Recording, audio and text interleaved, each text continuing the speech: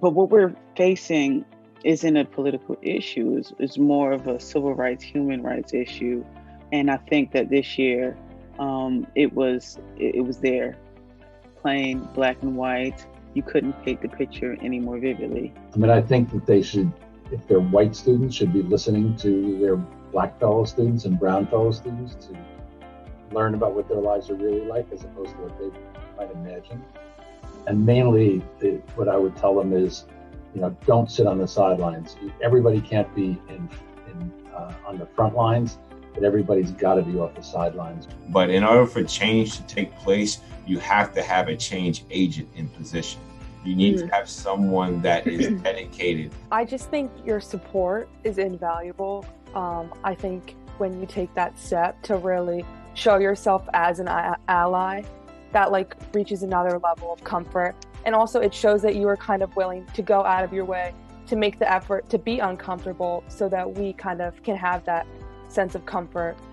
So that's really one thing that I find invaluable, and I kind of look for when I'm searching for people to surround myself with, and when I kind of create these conversations and dialogue with my peers.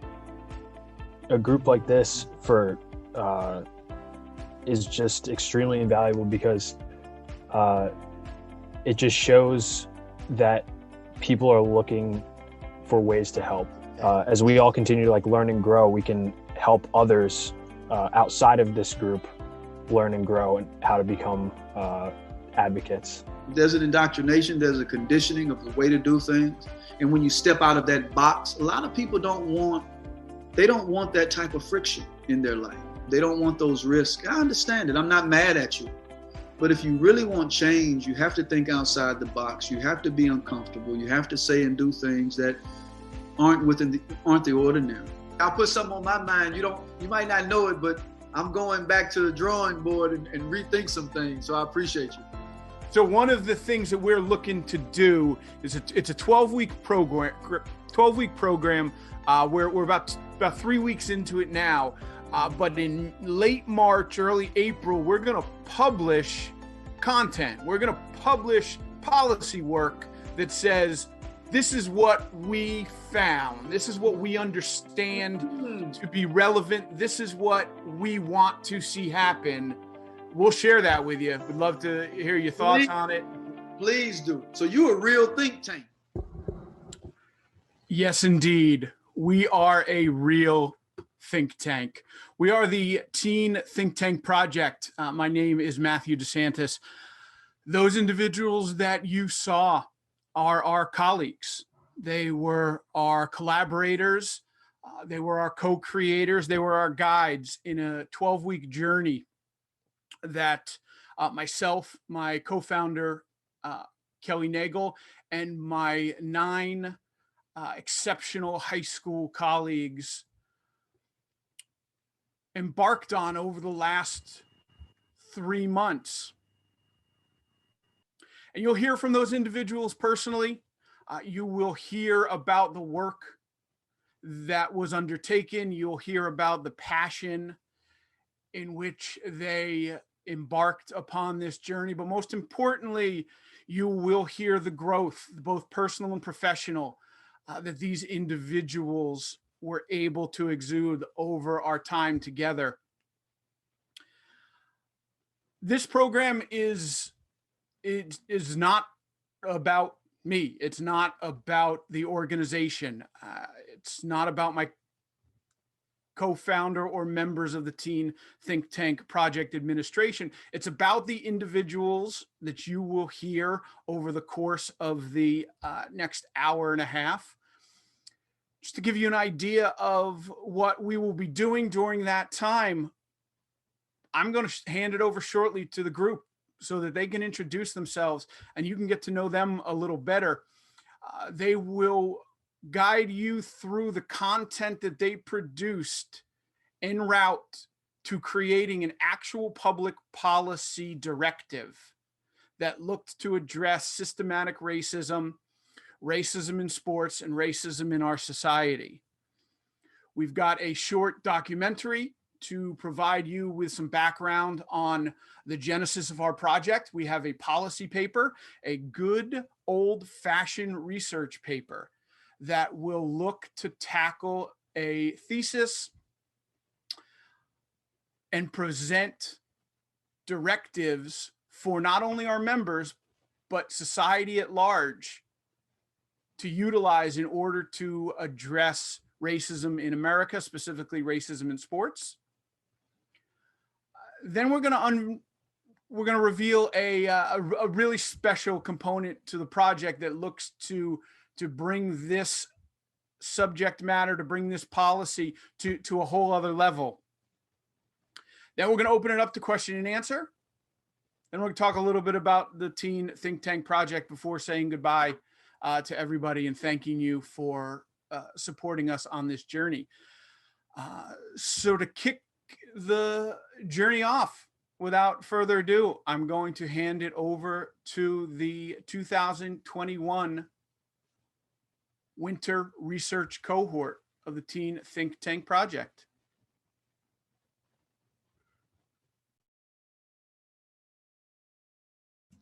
Thank you, Matt. Hello, everyone. Welcome. My name is Jack Baranoksi. I'm a member of the Teen Think Tank, and I am a junior at Archbishop Wood High School. And a little personal fact about me is that I went to work in the film industry, which is one of the reasons why I worked on the documentary that we will be presenting tonight. Hi, everyone. My name is Jared Cannon. I am currently a junior at Archbishop Wood High School. And a fact about me is that I'm interested in the medical field, and I was recently accepted to the University of Pittsburgh Health Careers Scholars Academy, where I'll learn about the medical field, all the different paths. I'll listen to different lectures from the different medical professionals there, and I'll learn about the many perspectives of the healthcare world. Hello, everyone. Thank you guys for coming tonight. My name is Jeremy Cimino, along with Jared and Jack. I am also a junior at Archbishop Wood High School. A little fun fact about me, I am a type 1 diabetic, and I'm an aspiring nurse practitioner and diabetes educator. Hi, everyone. Thank you for coming. I'm Gwyneth Craney, and like Jack, Jared, and Jeremy said before, I'm also a junior at Archbishop Wood. And a fun fact about me is that for college, I'm not sure yet, but I'm currently looking into either majoring in international relations or economics, but I'm not sure. Hi, everyone. My name is Nolan Eichorn. I, too, am a junior at Archbishop Wood. And just so you know a little about me, I love music, and this year I got into the all-Catholic concert band and was able to meet a bunch of wonderfully talented high school musicians. Hello, everyone. Welcome once again. I'm a junior from Archbishop Wood High School. My name is Jack James, and I'm a co-lead on our school's internationally ranked robotics team. Hello, everyone. Thank you for coming here tonight. I'm Rohan Rathod. Unlike everybody else here, I'm a sophomore. I still go to Archbishop Wood, but I'm a sophomore. And I got my eyes on the philosophy field. Philosophy interests me a lot, and that's what I want to do going forward in life. Hi, everyone. Thank you again for taking the time to join us tonight. My name is Savannah Riera, and I'm a senior at not Archbishop Wood, but Cranford High School this year. It has been an honor to participate in the Teen Think Tank under the leadership of Matt DeSantis and Kelly Nagel, so thank you so much. Next year, I'll be attending the United States Coast Guard Academy as a government and international affairs major and working towards my goal of attaining a billet to flight school and serving in a search and rescue command. Hi, everyone. I'm Kyra Turpie, and like most people here, I am a junior at Archbishop Wood. And I'm an aspiring astrophysicist who's looking at colleges outside the US. So right now at this point in our presentation, we are going to begin the film documentary. So I'll toss that over to Jeremy Cimino, who will be introducing it. Thank you, Jared. So yeah, myself and Jack Baranoksi together co-directed, co-edited, co-wrote this little documentary for you guys. What Matt wanted me to talk about is the why we created this. So the reason as to why we created this documentary was we wanted to showcase our journey in learning more about social protests in sports, and along with the amazing people that helped us along the way. So without further ado, Baranoksi, if you would like to share the screen and play our video.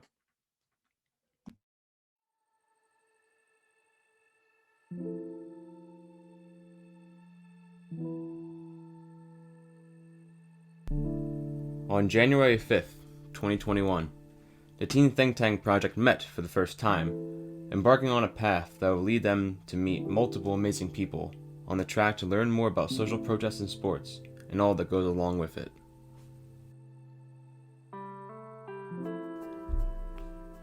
One of the first people our research group looked at was Dr. Richard Lapchick. From business.ucf.edu, Lapchick is a human rights activist, pioneer for racial equality, an internationally recognized expert on sports issues, and scholar and an author. He's often described as the racial conscious of sport. He brought his commitment to equality and his belief that sport can be an effective instrument of positive social change to the University of Central Florida, where he accepted an endowed chair in August 2001. Lapchick became the only person named as one of the 100 most powerful people in sport to head up a sport management program. He remains president of the Institute for Sport and Social Justice, formerly the National Consortium for Academics in Sports, and helped bring the national office to UCF.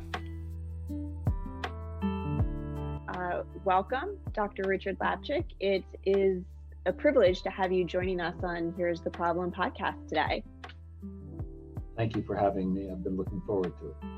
And I'd love to just start with, how did you start with building a life and a career at the intersection of sports and social justice? Well, it goes way back. Literally, when I was 5 years old, I looked outside my bedroom window in Yonkers, New York, where I was being raised, and saw my father's image swinging from a tree with people under the tree picketing. And for several years after that, I'd pick up the extension phone in our house and hear racial epithet after racial epithet being hurled at him. As a 5, 6, and 7-year-old, I had no idea what it was all about, except that a lot of people hated my best friend. And as I got older, I was able to appreciate that what it was about was, as the coach of the New York Knicks, he had signed the first African-American player in the history of the NBA, Nat Sweetwater Clifton, a week before the NBA draft that year, when Syracuse drafted Earl Lloyd and the Celtics drafted Chuck Cooper, and they became the first 3 black players. The league is now 80% black, but in 1950, there were a lot of people in this country who didn't want it to become that. They wanted an all-white league. From our meeting with Dr. Richard Lapchick, we learned that America has not changed much, as we are still fighting a lot of the same issues, and those issues affect people of color every day. Also, we learned that sports brings these issues that people do not want to talk about to light in a way that otherwise would not have happened. The next person we are going to look at is WNBA player Essence Carson. Essence Carson is a social activist and 13-year WNBA veteran. Carson has been very influential recently during the Black Lives Matter protests, and she lent her voice to many platforms to spread knowledge about social issues that are affecting the lives of women and people of color today. Essence, thanks for joining me this morning. Really great to have you. It was good to be here. Thanks for having me. So here's the problem: sports and social justice. And just saying that phrase conjures up a diverse array of reactions. This year's WNBA season was certainly unique for a lot of reasons, pandemic aside, but in the sense of the league fully embraced social justice and social protest movements that really made you stand out from other organizations. I mean, of course, as players, we took a stand this year. We definitely took a stand. There were so many people that were willing to not suit up and head out there on that court, because this issue is bigger than the game of basketball, right? We're talking about the game of life. I believe it initially started out as player-led, and then I believe the league ultimately joined full-fledged. And you can't ask for, well, in that time, what we were asking for, there there wasn't much else you could ask for. The idea was to be able to use that platform for our cause at any given time, no matter what. And that was a compromise that we came to. That was the only way that you would get us down to the bubble is if we were allowed to use our platform for social change. Thanks to Essence Carson, we were able to see that the players were the ones who started the movements, causing the teams and organizations to follow. Carson taught us that if we want to protest, we have to be willing to sacrifice. Carson let us see into the eyes of a woman social activist heavily revered in her field. She showed us how women in the WNBA have a lot more to lose comparatively to men in the NBA because of their popularity. However, this still has not stopped them from trying to make drastic social change. Finally, we will look at our meeting with Mahmoud Abdul-Rauf. Mahmoud Abdul-Rauf, to me, was a former NBA player. He was a 3rd overall pick in the NBA draft and former player for the Denver Nuggets, Sacramento Kings, and Vancouver Grizzlies. I see him as a leading figure in sports protest and as a quote-unquote predecessor to Colin Kaepernick due to your protests during the national anthem in the NBA. So Mahmoud Abdul-Rauf is not just about basketball. He's a convert to Islam who's inspired by Malcolm X, consumed Islamic literature, and also found a conflict between his religion and standing for the flag. And because of that conflict, in 1996, he was suspended by NBA Commissioner David Stern for not standing for the national anthem. But after one game of that suspension, he came to a compromise with the league, stating that he would stand for the anthem but would continue in protest by bowing his head and praying during it. Do you realize that you've had an impact on change, right? Sometimes you do. Sometimes you do when you hear the fact that you hear people talking about it. There's an impact, but how much of an impact we won't really know. And sometimes in the process of changing something, you change. Like the thoughts you had initially may evolve to become something even bigger. Martin Luther King, for example, in the end of his life, he wasn't the same Martin Luther King that he started off as, and a lot of leaders weren't. He mentioned to Belafonte in one of his meetings, he said, listen, and I'm paraphrasing, I think I messed up. I think I've integrated my people into an already burning house. He began to think differently on how the world was. He said the biggest purveyor of violence in the world is American imperialism. These were things that he didn't see or didn't communicate and articulate before. So sometimes where you start off is not where you end. And sometimes the things that you do may not be felt in your lifetime. But other people, just like the seeds you plant, they may reap the benefits of what you laid and what you planted.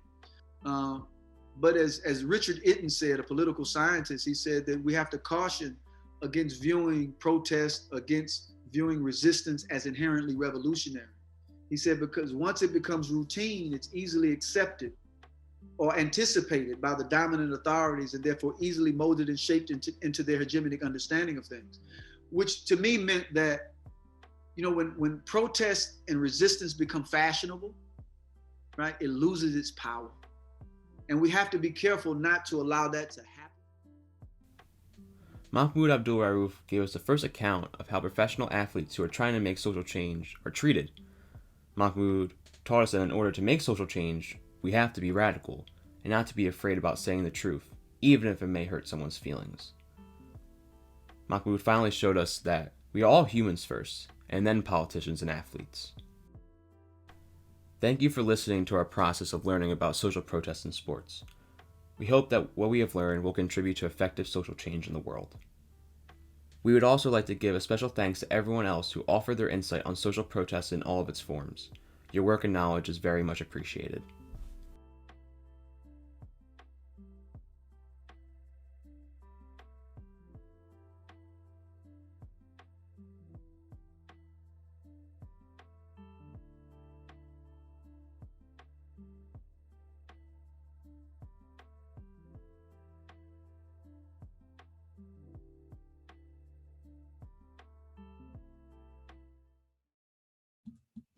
Thank you, Jack, for that. We hope you guys enjoyed that short little documentary. Before I pass it over to Jared to talk about the policy paper, I would just like to give a little special thanks to everyone we talked to along this process, such as Essence Carson, Mahmoud Abdul Aruf, Mike Finkelstein, Jeremy Evans, Pat Florio, Sean Tucker, and Dave Kaplan. Thank you guys so much for all that you've done for us.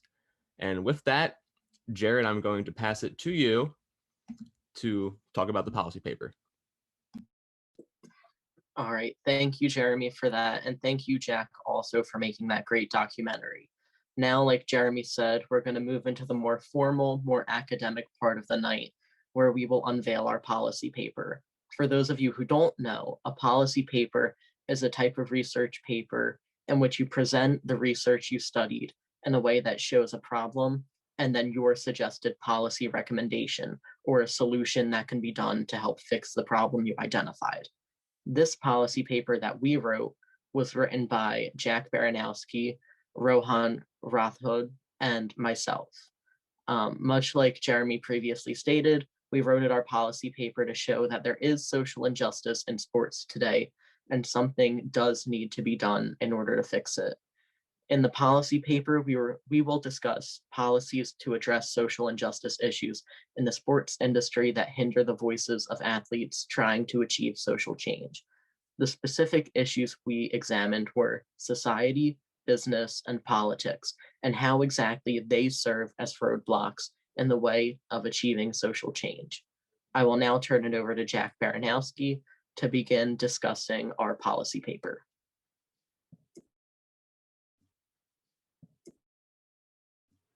Thank you, Jared. I'm going to start off the discussion by talking about the barrier of society.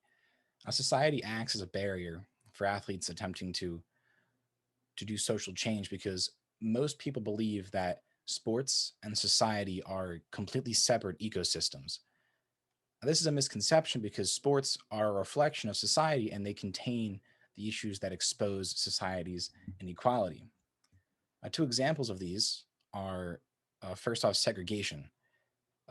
During the late 1800s and most of the 1900s, when segregation was plaguing American society, it was also seen in the MLB. There were two different leagues, one for white people and one for black people. So that issue of segregation in society was reflected in sports. Now, a more present example of that is the disproportionality between the African American population in the United States and the number of executive positions in society held by African Americans. In society, African Americans make up around 13% of the population, yet they only hold 3.2% of executive positions. And this issue is reflected in sports once again. In a study done to examine the racial makeup of the NBA in 2020, 74.2% of players are African American, while only 7.3% of the CEOs are African American. And this issue is also present in the NFL. According to a study done in 2019, while 58.9% of players in the NFL are African American, none of the CEOs were African American. Now, the commonality of this misconception causes resistance from society towards athletes who want to accomplish social change. The people that hold that misconception, they don't want that false reality of sports and society being separate ecosystems to be broken. Now, how do we deal with this problem?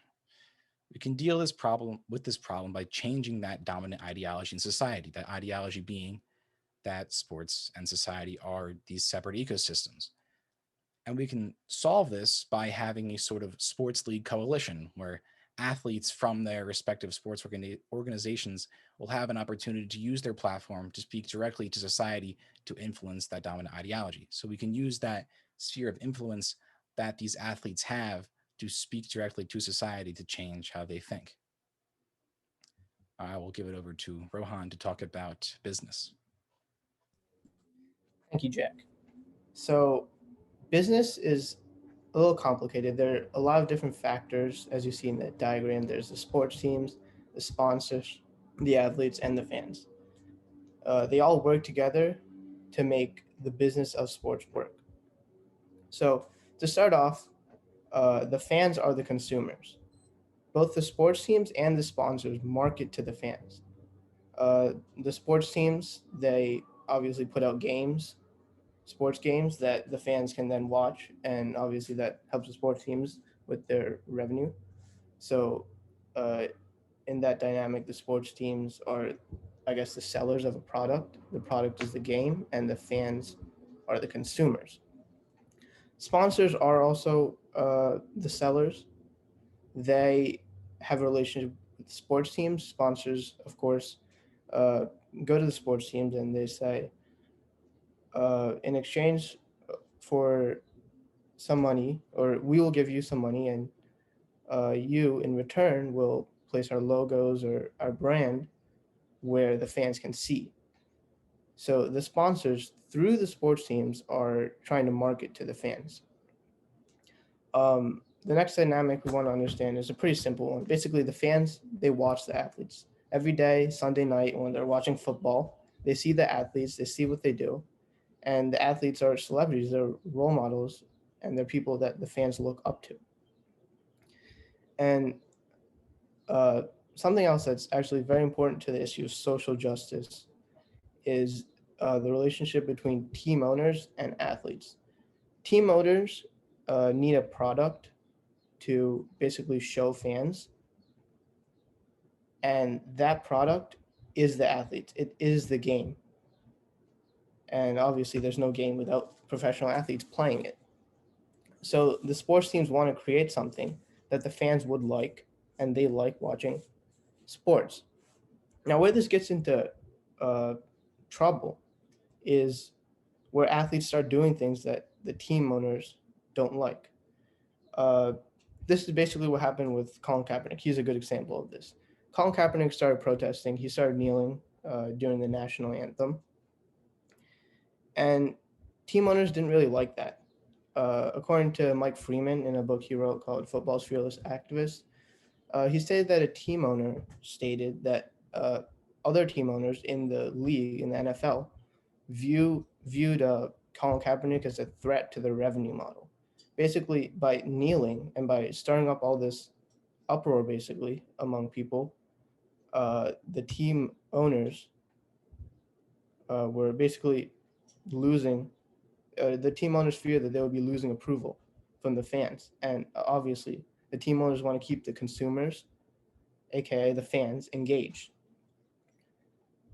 And so basically, this leads team owners to start to silence and kind of put down anything that the athletes do that may affect their revenue model. So if the athletes start speaking out, if the athletes start kneeling, team owners are inclined to kind of stop that because they fear that fans might not like that. And from there, we can move on to the problems.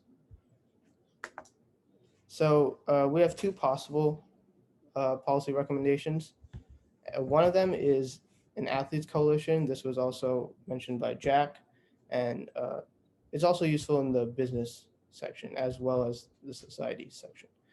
So there's basically 3 steps to this process. By creating an athletes coalition, we will empower players, because that's what an athletes coalition does. It groups the players together, they unify, and they hopefully have more power through that. Now, when players are given more power, they obviously have the power to speak out, because a key issue in the Colin Kaepernick example is that he didn't have the power to speak out, because as soon as he spoke out, the team owners basically got rid of him. He was taken out of the league. So we want to empower players through an athletes coalition. By empowering players, we then hope that the players will begin to speak out more. And as we mentioned earlier, fans and consumers watch athletes. So when athletes start to speak out more, society and fans will begin to notice. And this could then cause a change in society. This change in society will be picked up by the team owners, because remember, team owners market to fans. So team owners see the fans, and they see that, okay, the fans are starting to listen to these athletes. The fans are starting to listen to these Colin Kaepernicks. And the team owners will then say, okay, well, maybe I should let Colin Kaepernick speak out. Maybe I should let these people who are protesting in my league begin to speak out. Now, another policy recommendation is it's a little shorter, and it's basically changing society first. So this can be done in a variety of means. You could advertise, you could take part in activism, protests. Clearly, the protests over the summer after the murder of George Floyd caused a major change in society's conscience in America. So doing something like that, or doing some activism, protests, or advertising can change society. And by changing society, team owners will again pick up on what society likes and what society is leaning towards. And then hopefully they will then allow their players to speak out more. The team owners will see that, okay, the fans are starting to listen to issues about social justice. So maybe I should let my athletes speak out about social justice. Now I'm going to pass over to Jared to speak about the politics in sports. All right. Thank you, Rohan. Now, like Rohan said, we'll move into the third and final problem that we've identified in our policy paper, which is politics. So on the slide that you're viewing right now, you have the four major aspects of politics and sports that were explored. So to begin, we're going to look at that first point. Sports and politics are intertwined. Honestly, it's as simple as that. As Jack and Rohan pointed out, there's clearly a connection between business, society, and sports. And there's also a very big connection with politics also. To quote Joseph Stromberg's article from the Smithsonian Institution magazine, the first editor in the history of the nation, Zurin, has spent over a decade writing about the intersection of sports and politics. He argues that the political and social issues have permeated at all levels of sports, from youth leagues to the big leagues, and that it's time for sports to be recognized as both a driver and reflection of social change. From this, it is determined that there is no way to eliminate the connection between both sports and politics because fans are involved in each. Further, Meredith McCleary notes in the Northeastern Political Review that to understand the relationship between sports and politics, one needs to first understand the relationship between sports and society. And we already did that. That's what Jack Baranoksi did a few minutes ago. Going back millennia, pastimes and sports have symbolized society's values and provided a glimpse into how people spent their free time. Therefore, it is reasonable to say that when spectators think about sports, it is often not as a microcosm of the world that they live in. Kathiva Davidson agrees with this, saying, the ability to think of sports as an outside society has been a privilege to those who have not been affected by the consequences. So after just learning about how sports and politics are intertwined, let's take a look at that second bullet point. From here, we can now see that there's been a long history of leaders, autocrats, and politically powerful individuals using sports to project their political agendas.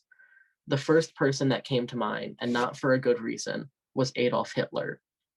He, in his mind, used the 1936 Olympic Games that were held in Berlin to project his idea of Aryan superiority.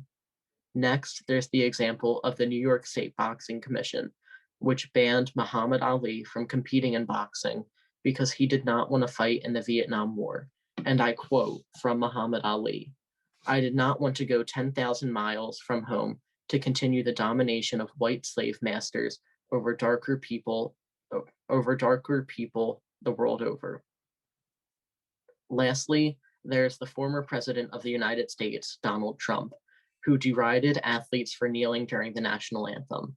This resulted in a pushback by fans against NFL players and owners to blackball and ostracize Colin Kaepernick, who knelt during the anthem as a sign of peaceful protest and to support the end of racial inequality. As you can see, there's clearly a trend of politicians, government leaders, and influential individuals advancing their political views, but they're not the only ones at fault for this. And this brings us to our third bullet point: fans pushing their political agendas onto sports. Fans are known to get into action when it comes to using politics to repress athletes.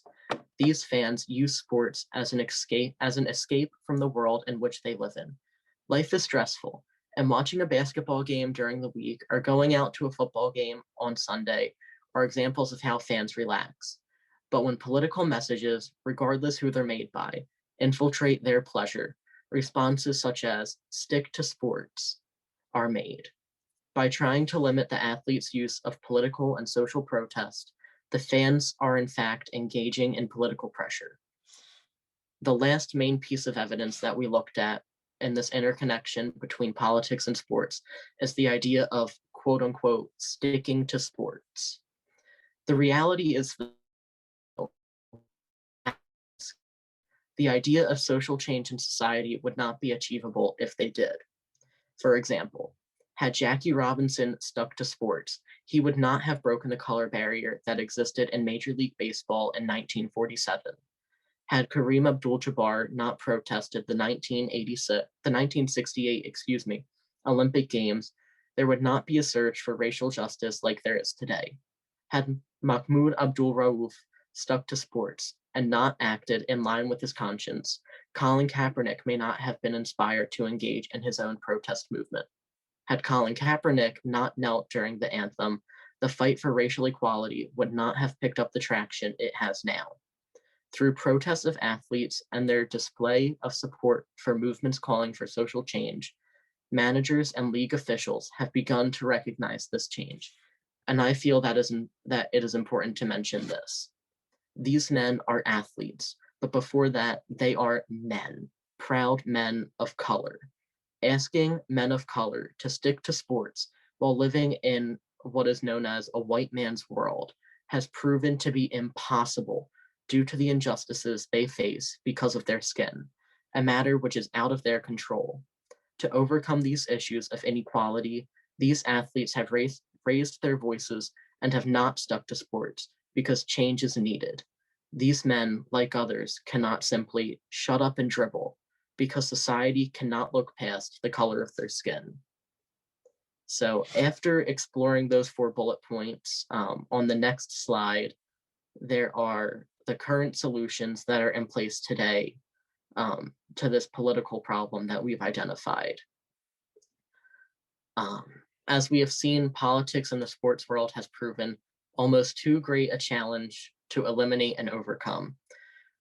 But the WNBA seems to have found a way. The WNBA has been the most promising and most prominent sports league at implementing and promoting social change ideas. Their idea of dedicating their 2020 season to the justice movement has led to the creation of their own solution to eliminate racism and bias in their league, known as the WNBPA Social Justice Council. This council brings social justice issues to light and continues conversations about race, voting rights, LGBTQ+ advocacy, and gun control, among most other important societal issues.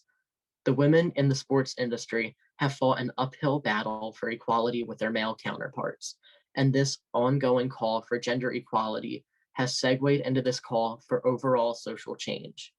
This league has already been fighting for equality, and this step to create social change was one that they noticed and needed to follow. So now at this point in the policy paper presentation, we're going to present our social policy recommendation. So I'm going to turn it over to Rohan, and he's going to introduce it. So we're going for Sports League Coalition. And this is a step above what the WNBA has done. Instead of just being a coalition, I guess, or a union or group in just one league, we want this to be across many different leagues. And if this sports league would be implemented, we think that change in sports would be achievable. The creation of a sports league coalition would allow representatives from all major sports in America to come together to address the societal, corporate, and political challenges that plague athletes who are trying to affect social change in America. By mimicking and expounding upon the idea that the WNBA created in the form of a social justice council, A National Sports League coalition would serve as a unified platform where athletes, coaches, managers, and owners would come together to discuss important societal issues, band together, create a workable solution, and use their power to create change. And I'll pass it over to Jerry. Right. So the different viewpoints between players, coaches, managers, and owners create challenges when trying to promote ideas of social change. But if they all could come together and talk about how they want to proceed on these issues, we could minimize the tension related to creating change that exists today. The coalition should be composed of representatives from each sports leagues and from varying aspects of that sport: athletes, coaches, managers, and owners. Any team from any sport may send representatives. The creation of a coalition like this allows athletes to elevate their voices in a way in which they have never been able to do before. Under this model, athletes could speak directly to the people stopping them from speaking out for change, express why they feel change is needed, and then see a change in some sort take shape. The owners, managers, and coaches should also weigh in on what they think should be done. The importance of a coalition like this is that the players would be given the chance to create the change that they want to make. The players would not have to shut up and dribble and play. They would be able to speak out and promote the type of change that they feel is needed in society while also fulfilling their roles as athletes. And that concludes our policy paper presentation. I will now turn it over to, I believe, Gwen, who will be introducing I'll turn it over to Savannah, who will be introducing our big topic that we'll be revealing now. Thank you so much, Jared. So, as you all know, the Teen Think Tank's plan for our final project was to outline our findings in a research paper and a mini documentary. However, after beginning our research for the policy paper, we stopped to ask ourselves. Thank you so much, Jared. So, as you all know, the Teen Think Tank's plan for our final project was to outline our findings in a research paper and a mini documentary. However, after beginning our research for the policy paper, we stopped to ask ourselves, what else can we do to really make a difference and an impact on social change within our society and world?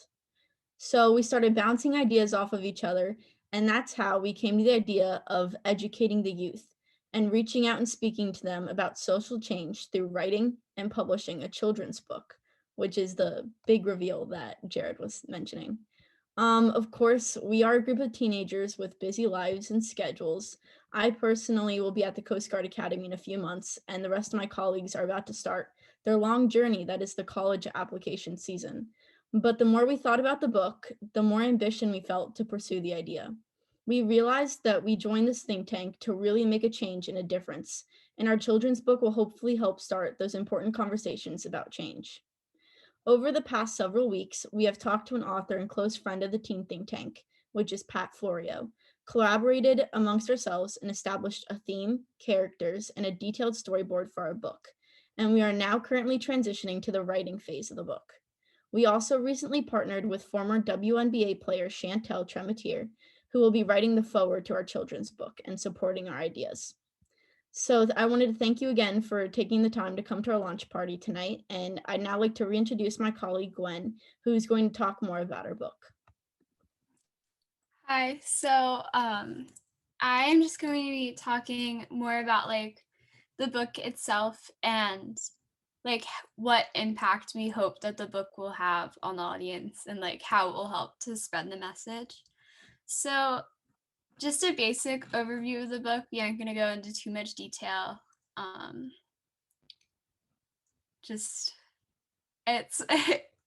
So basically, it's a story about two friends who band together to make a stand against injustice, even though it's unpopular with the people around them. And so we chose this plot because we thought that it was important for kids to read about people their age taking a stand against social injustice and having seeing that message portrayed through someone that's younger would help to inspire them more to be more in tune with like social injustice and working towards change. So we hope to impact, like Savannah said, by, teaching the younger generation, because the policy paper and our like policy recommendations are really more focused towards, like a more adult audience. So with the book, we're trying to reach a younger audience and have an impact of that on them while they're still like growing up and like forming opinions. And it's important to reach them with a message like this, especially one that is often like hard to portray and maybe not as much talked about when kids are that young. So that's another reason why we chose to do the book and like what we're hoping to accomplish by doing the book. So I'm going to pass it off now to Jack James, who's going to talk about the illustrating process. Thank you, Gwen. So tackling this ambitious project isn't an easy task, especially when we're just beginning our journey as agents of change and as artists as well. Deciding to create a children's book poses many challenges, but apart from story development and publication, strong illustrations are fundamental in making this project effective. Hiring an illustrator can be extremely expensive, so the decision was made to do all of our illustrations within the cohort. Nolan and I are leading this effort, and although we haven't fully ruled out hiring a professional illustrator, we've been planning the overall style of the book and character concepts. Researching different children's book styles and art direction, we know that this has to be bright and colorful to draw attention of a young reader, but also remain appropriate for the subject matter. Poses and stances of characters are going to be exaggerated, similar to a cartoon, in an effort to fully captivate the story into the illustrations while being entertaining, aesthetically pleasing, and informative. And from here, I'll pass it to Nolan to talk about publication. All right, thank you, Jack. So we're still in the early stages of developing the children's book, as you've seen by our rough drafts, and what is presented in front of you is our cover. So far all we have is still apt to change, and similarly, the title Tony and Tanya is a working title. And we plan to publish our first run of the book in the fall of this upcoming year. And we'd love you all to stay tuned for more details to arrive within the coming months. From here, I'll toss it back to Matt. Guys, thank you very much. One of the downsides to a virtual presentation, to a webinar, into remote learning, especially in this day and age, is you lose the impact of the audience. You lose the impact of the feedback and energy that you get. But that does not mean that these students don't deserve that energy and don't deserve that feedback. So I'd like everybody just to take a second, wherever you are, in your car, in your living room, in your bedroom, and give them, please, a round of applause. While they cannot hear it, they can certainly feel that energy, and we appreciate that. And they deserve all of that applause. They are the architects, the guides, the brains behind this entire project. Quite literally. I had 3 jobs, 3 responsibilities as their research coordinator. And at the Teen Think Tank, we don't use terms like teachers or instructors because we are collaborators. We are colleagues. These individuals are my coworkers. And I'm not teaching them anything. I'm simply using a little bit of experience that I have to guide them through the process and overcome obstacles that I can foresee, just simply based on my age. And those 3 jobs were very simple from my perspective. The first was try to be cool enough to impress 9 high school kids for 3 hours a week. The second was to make sure that I pronounced everybody's name correctly. And the third was to make sure my sweater was clean. I was only able to achieve one of those things during the entire process, and that's thanks to Bernadette. Otherwise, I'd be sitting here telling bad jokes, mispronouncing people's names in a dirty sweater. So they deserve all the credit. They deserve all of the accolades because they developed this process 100% on their own accord. So I'd like to continue probing, and I'd like to give them even more of a platform to discuss this. And we're going to open it up to question and answer.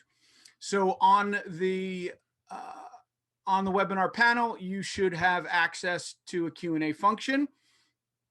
Feel free to enter your questions there, and we'll attempt to answer them. If somehow your question had snuck into the chat, I will try to pull that out. But in the meantime, Kelly, we have anything queued up?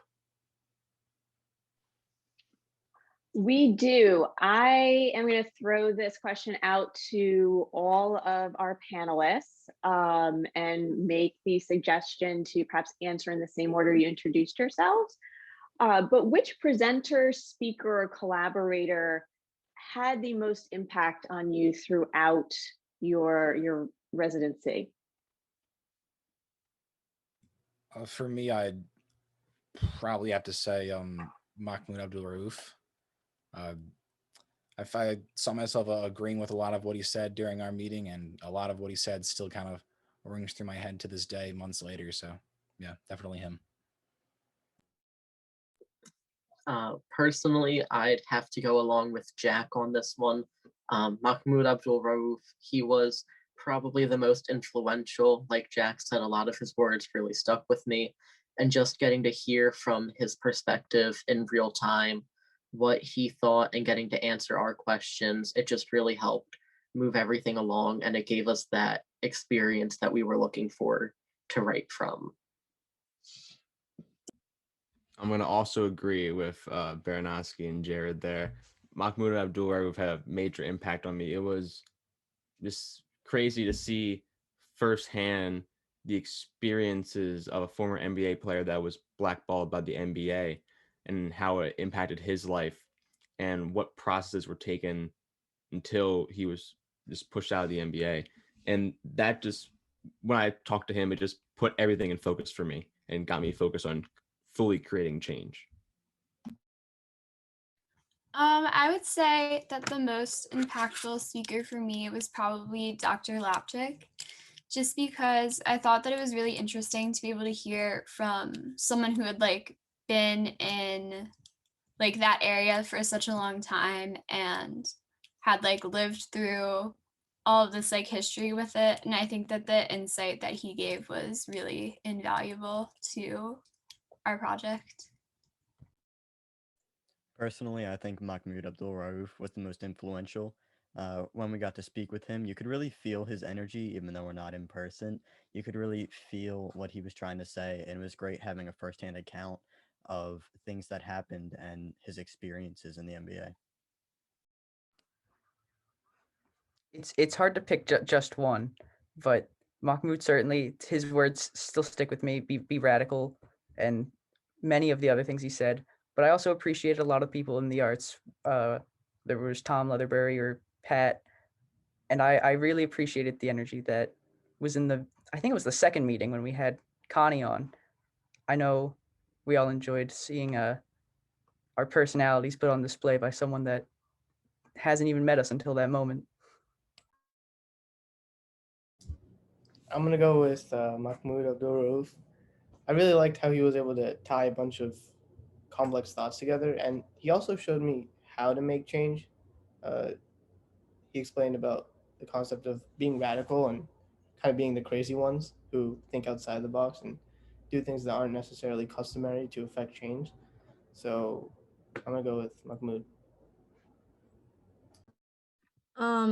Going off what everyone said, I definitely would say Connie Whitman. I feel like that was very fun to hear from her. And I'd also like to say we had a panel that came to speak to us right before we kind of ended our teen think tank project, officially our meetings, and it was consisted of 5 individuals that came to speak to us about their experiences. And I feel like that definitely helped in propelling our research in our policy paper and our children's book as well. I mean, going off of what everyone else says, Mahmoud, he was incredible and his energy was electric. It was amazing. And I just felt like I was nodding my head to everything that he said, because he was so energetic about it, and you could clearly see how passionate he was about what he was talking about, and you could see how much research he had done beforehand as well, and how much research he's been doing. I thought it was really cool. Excellent. Thank you for all those great responses. And we have some of those guests and collaborators that you mentioned on the call as well. We have a couple questions about the children's book. They're kind of similar. And Savannah, if you don't mind fielding this one, what is the storyline that you're thinking about for the children's book? Of course. So it's not completely determined yet, but it's pretty detailed to the point we're about to start the writing process, as I mentioned before. So as Nolan mentioned, as a working title, we have Tony and Tanya, and we're thinking that those are going to be our characters' names. We have a boy and a girl. Our boy, he is Hispanic and he's transitioning from 8th grade to high school, and our girl is a Black basketball player, and she's also transitioning from 8th grade to high school. They're both on the basketball team. So we start out with that transition from 8th grade to high school, both playing basketball for their middle school teams. And when they get to high school, there's only a boys team. So the girl character actually has to try out for the boys team, and she makes it. But that creates kind of a divide within the team in the beginning. So after that divide, what basically happens is that she's not included and has a hard time in practice and games and outside the court. So not knowing each other, the boy character befriends the girl. They become very close friends. And she ultimately has a sibling who is a professional basketball athlete within college or WNBA. We haven't decided yet on those specifics, but there is a basically occurrence that occurs in the story that has to do with social injustice and social change. And she sees her sister that they're taking initiative to speak out against these issues. And she comes to her friend, who is the boy character, and basically explains that she wants to do the same thing.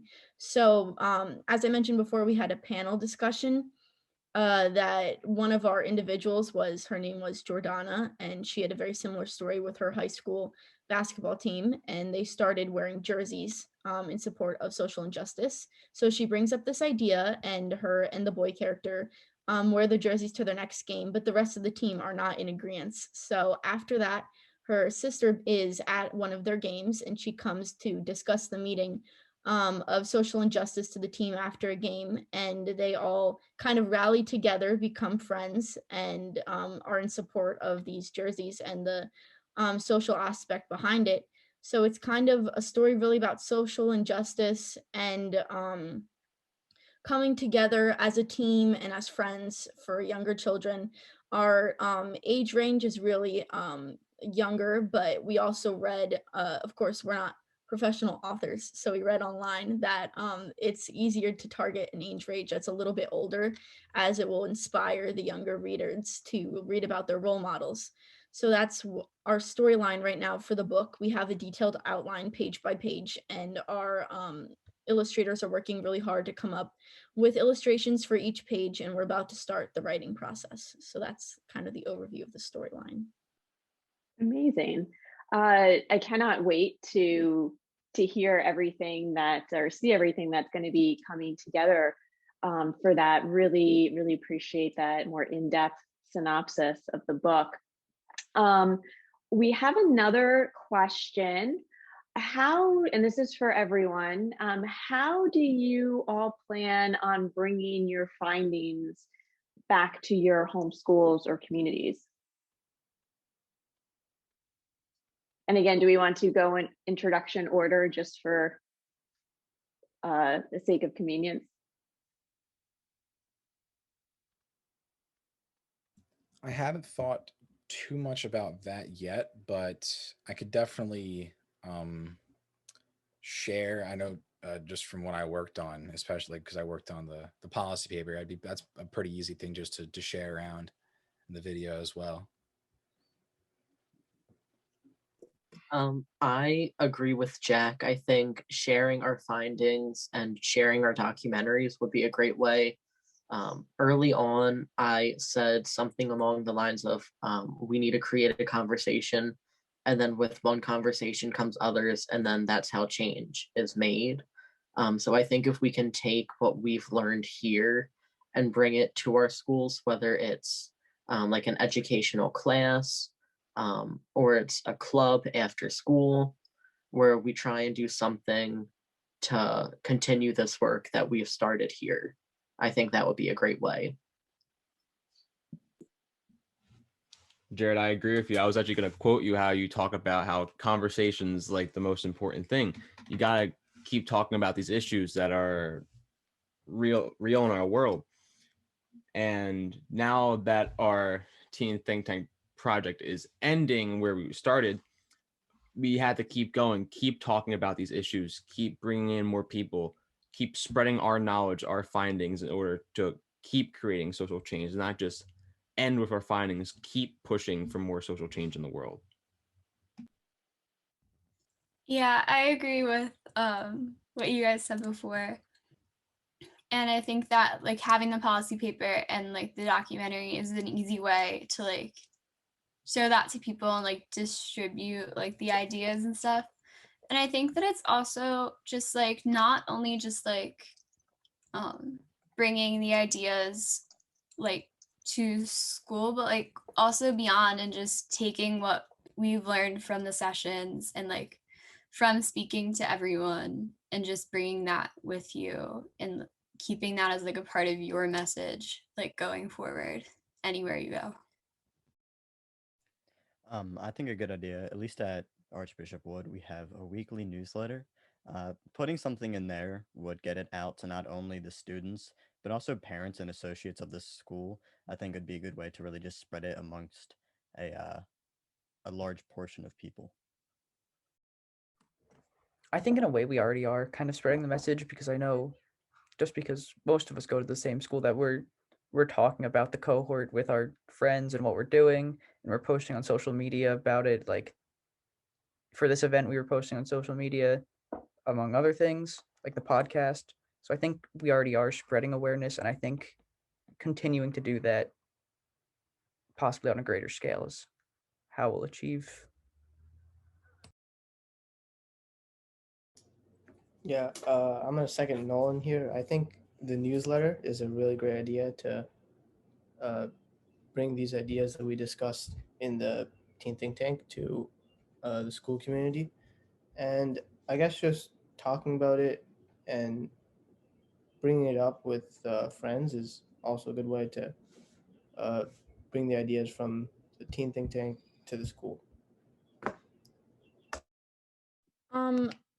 I don't really want to repeat what everyone else has said already. So I guess part of our findings in our Teen Think Tank not only was the academic side of the research policy paper and the documentary and the children's book, but also we studied our core pillars, which is communication and leadership within society and within our world.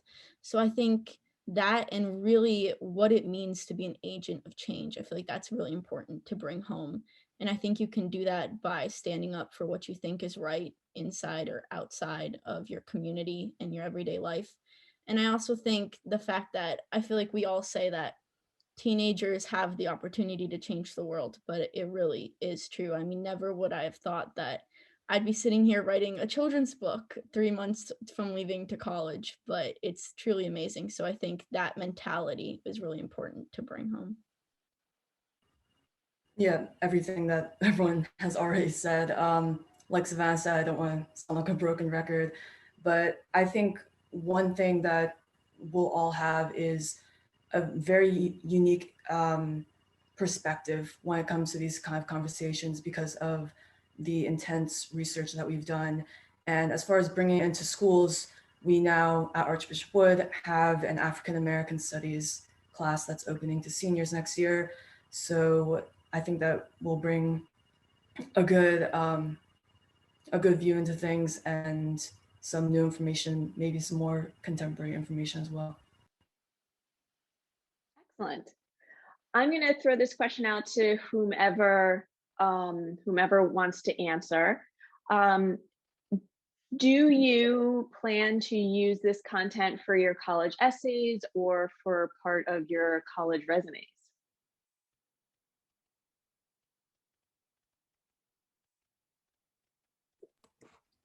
Yes, but I'm not. Oh, go ahead, Jared. Sorry. Yes. Short answer, yes. I do plan on using this. While this is one of the many great things, I don't want this to be the main focus, but definitely this will be on there to showcase what I have done and show what people our age are capable of doing. Similar to Jared, it's an incredible opportunity, an incredible achievement that we've been able to meet and produce content to like the level that we have. So it's definitely something that I'm proud of that I'd like to put on there.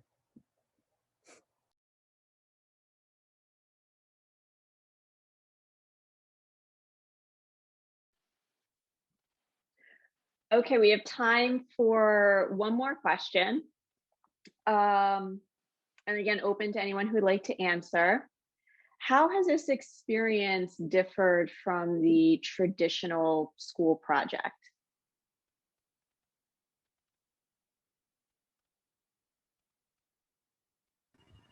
Well, I think with when it comes to school projects, there's, the teacher, and it's much more, it's very much that classroom feel to it. And this had a much more loose feel with Matt helping us out and kind of guiding us.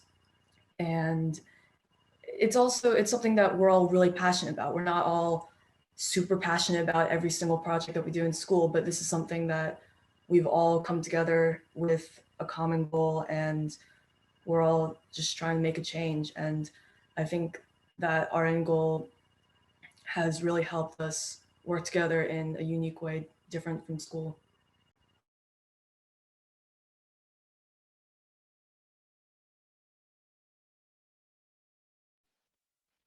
Great answer. Anyone else want to jump in? I can jump in just to comment a bit.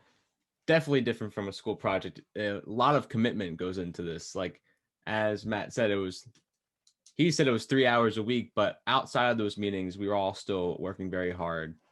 So a lot of commitment that goes into social change. We're going to quote you on that, Jeremy.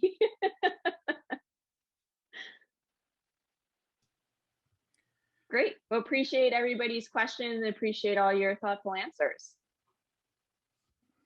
Yeah, thanks, guys. And Jeremy, just for the record, I only had to try to be funny for 3 hours a week. You guys certainly engaged more than that, so I appreciate it. What I'm going to do now is take a step backwards and introduce the voice that you've been hearing during that question and answer period. And that is Teen Think Tank Project co-founder and vice chair and a good friend and longtime colleague of mine, who without her help, none of this would be possible. So I'd like to hand it over to Kelly Nagel, back over to Kelly Nagel, who will give you a little bit about the background about the Teen Think Tank Project, what we're doing, and where we are going, as this is the inaugural research cohort, which presupposes that there will be others to follow. So, Kelly, take it away. Great. Well, thank you, Matt, for all of your contributions and hard work and dedication to the Teen Think Tank Project that has gotten us to this point, as well as the entire Teen Think Tank Project team, the amazing students who you all got to meet tonight. We've had the privilege of working very closely with for the last several months, and as well as all of our supporters who have given their time and talents in many, many different ways. You've met some of them through the videos tonight or heard how their contributions have affected our students, and that's the tip of the iceberg. Matt and I have worked together for many, many years. I was in the nonprofit industry until I left to finish a master's degree in political science. Matt is a mediator and lawyer by training, and we share this common idea of needing to change the trajectory of our society. And we've been incredibly disturbed by the divisive trajectory that we seem to be on, this hyper need to broadcast our thoughts rather than thoughtfully communicate and listen. And that concern, coupled with our existing passions for social justice and empowering others, really converged last year into what has become the Teen Think Tank Project. And Matt likes to say, if you're the smartest person in the room, find another room. And as we looked around at our colleagues and contemporaries and thought about how can we really affect change, is it with our peers who are very ingrained in their vision of the world, we realize that the smartest people in the room are the teenagers, some of which you just met this evening. And I think you understand our thought process on that after hearing their incredible research. And so we really believe that if we can empower the younger generation to look at fact-based information, to think critically about the world that they're absorbing around them, and to empower them with the communication and decision-making skills that will make them incredible leaders, skills that many of us don't learn until much, much later in our career, that we can really affect and change a trajectory that we are currently on in society. And so we started this project incredibly hopeful and passionate, and all our expectations were wildly exceeded with the 9 students that you met this evening, and the incredible outpouring of support and excitedness for what we're doing by the community around us. So we're thrilled to continue to enhance the Teen Think Tank Project. I think you've seen the immediate as well as the future benefits of what we're doing. And so as we're looking forward, there are many more social justice issues that need our attention, that our students need to absorb, to unpack these complex layers and hear these different perspectives so they really have a solid, comprehensive understanding of the world that they're going to be stepping into, which will ultimately make them better leaders and policymakers down the road. So our summer offerings are going to include this same course, social protest and sports, as well as health equity and healthcare policy, looking at the challenges around barriers to care, and financial stability, looking at the challenges to poverty and creating generational wealth. As we move forward into the fall session, we will continue to add to those offerings, looking at many, many different social justice topics. And we've already been planning out into the winter, which will run January to March of the following year. So lots of amazing, exciting work that we're doing. And I hesitate to even call it work, because this has been a passion project for both me and Matt from the very beginning. And most days this does not feel like work at all. It's been a privilege to surround ourselves with such passionate, socially conscious teams and individuals. With that said, though, we're not completely escaped from reality. There is the real need to continue to fuel the work that we're doing. And so as we're wrapping up here tonight, and as you're thinking about what our work is doing to really change the path and the future that we need to see, and Matt and I and our entire team, we would humbly ask you to consider fueling the work that we're doing and helping us continue to move forward. You do have an opportunity to make a contribution that feels good to you on our Teen Think Tank Project page, which is teenthinktankproject.com. There are ways that you can make a contribution so we can reach so many other students with this incredible opportunity. These students are within, Philadelphia, around Philadelphia, Pennsylvania. Hello. We need a geography course apparently too for Kelly, and New Jersey. We anticipate taking this program virtual across the country, and heck, maybe even across the globe at some point, to really start an amazing grassroots campaign to change the future in a way that we know we absolutely need to see. So again, any support would be incredibly appreciated, and will go to contributing to making the change that we all know that we need to see. So I appreciate your support of these students for the last several months and your time this evening with the Teen Think Tank Project. It's incredibly moving for the entire Teen Think Tank Project team.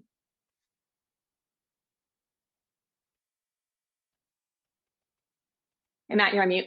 One of the, thank you, Cal. One of the things that we do with the revenues and funds that we're able to generate, in addition to getting guest speakers and buying books and resources for our cohort members, is sponsor a scholarship.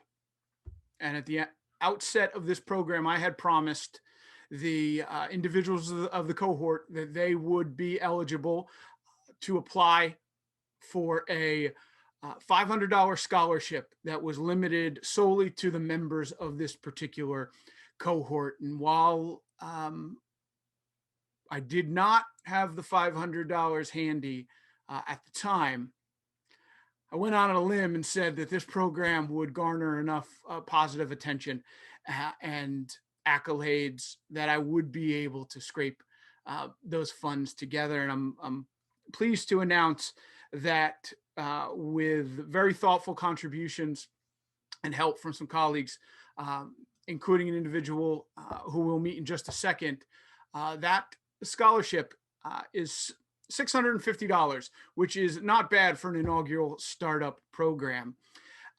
There were 3 individuals who qualified as finalists for that program based on the strength of their applications. Those individuals, I'd like to just quickly recognize them now. They're Jared Cannon, who you've heard a ton of, Jack James, who you've seen his talents, and Savannah Riera, who has been a staple in the leadership core of this program throughout. The problem with running a research cohort of which you are a member is that it makes it very difficult to do things like award monetary scholarships. So Kelly and I were absolutely disqualified from choosing the individuals who would take away that award. So I asked a friend, a very good family friend, colleague, and trusted individual who is holds a master's in social work and has a great affinity for the work that we're doing here. And he had reached out and showed his support both emotionally and physically in terms of getting our programming going and advanced. That individual's name is Brad Story. And Brad actually made a sizable contribution towards that scholarship fund because he was so impressed with the interviews that he had with our 3 finalists. And he wanted to make sure that he showed his gratitude to not only them, but the program participants in general. So he contributed to that fund, and we thank him greatly. And while he was not able to join us tonight, he did send me over his choice for the scholarship award winner, who will ask just to recognize him or herself in a second. And while he said it was a very, very difficult choice, he said it was a very, very difficult choice. And there was very little difference between all of the candidates in their voice, in their growth, and in their articulation of what they got out of this program. He was so impressed and said that at any point, each of you would have qualified for employment at his company simply based on the strength of your interviews there. So keep that in mind. If this whole changing of the world thing doesn't work out for you guys, you might be able to get into the healthcare industry through your connection with Brad. But with that said, I'd like to congratulate Savannah for receiving the scholarship. So congratulations, Savannah. Thank you so much. I'd like to thank Brad Story for the interview. He was so fun to talk to, and it really just made it easy to have an interview. And I want to thank Matt and Kelly. I know when I first was applying for the Teen Think Tank, I had a few concerns about the commitment, but I met with them and we spoke about it, and I really realized it was something I really wanted to do. And lastly, I'd like to thank my 8 other colleagues. I know my first meeting, it's actually kind of funny. The first time we met, I got on and I was all nervous and I was all nervous about speaking. And I noticed that they were all kind of like making jokes in between them.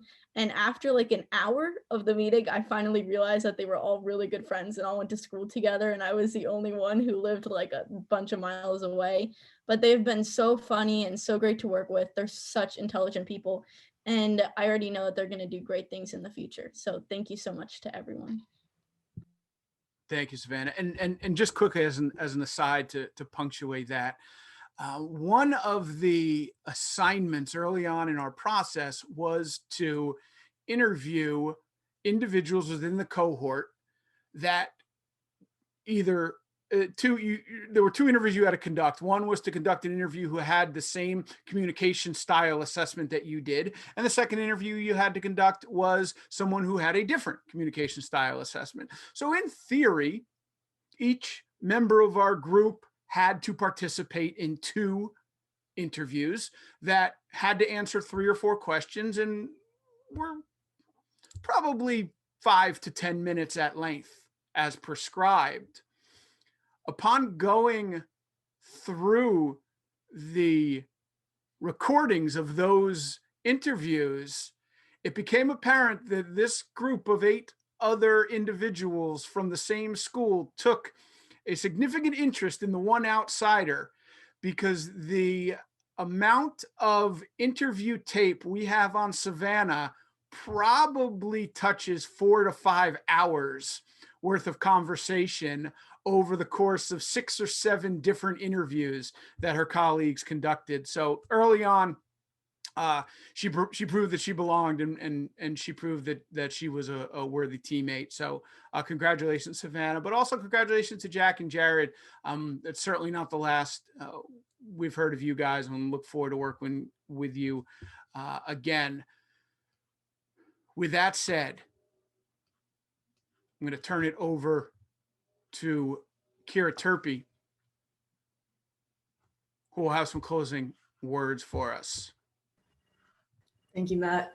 And thank you everyone for coming and listening. It really does mean a lot to all of us. And please do keep in touch with us. The Teen Think Tank Instagram is at teen_think tank. And also be sure to check out Matt and Kelly's podcast, Here's the Problem, at problem_pod, POD on Instagram.